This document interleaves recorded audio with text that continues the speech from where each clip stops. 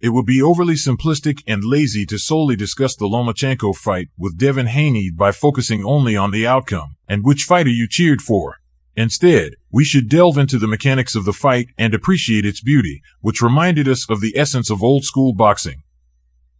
This fight was not about seeking a single knockout punch or one fighter dominating the other simply because of personal preference. As fight fans, we were treated to an amazing display of the back and forth, the ebb and flow, and we wanted to witness everything that makes boxing special.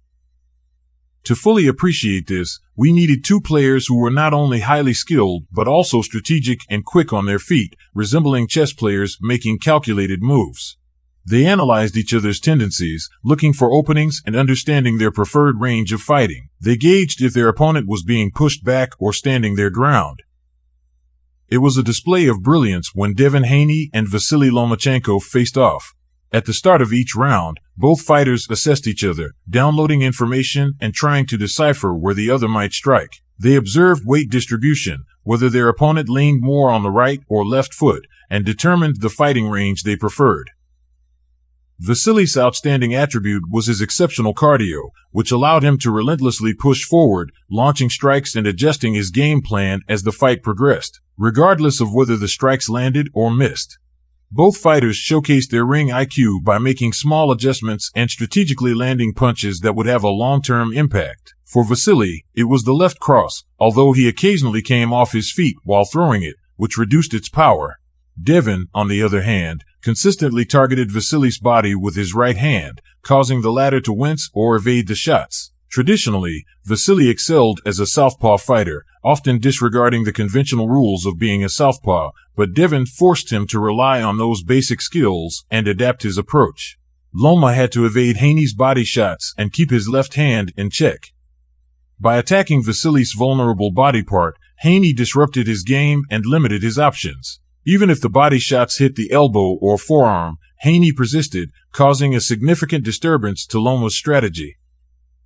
The story of the fight is often misunderstood because people fail to realize that judges, fans, corners, and referees all have different perspectives. However, focusing on the wisdom and technicality of the fight reveals the high-level defensive skills displayed by both fighters. For example, Vasily leaned inside and pivoted out, but Haney countered this by leaning on top of him and pivoting first. When Vasily's head came back up, Haney capitalized on the opening and launched his own counters. Similarly, Vasily moved his head offline when throwing his left, protecting himself from counters in the process. Such tactics showcased the fighter's intelligence and ability to give and take in a high-level match.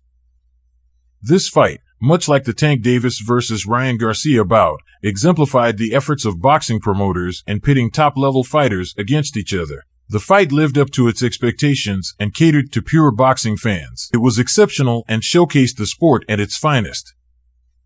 The judges in this case provided background information about their history with the fighters and their tendencies, suggesting they were fully engaged and striving to make informed decisions. This fight was a game of precious assets, with both fighters utilizing their best tools repeatedly. The beauty of fighting lies not in exhausting the opponent with an array of techniques, but in taking a few basic tools and maximizing their efficiency. It involves shutting down the opponent's game, and both fighters were attempting to do so. They both had impactful moments in this fight. This was truly the type of fight that you take, go back to, and dissect not just now, but for years to come. There are so many little technical skills that both fighters introduced to the world together. In other words, they brought out the best in each other, and that's exactly what happened.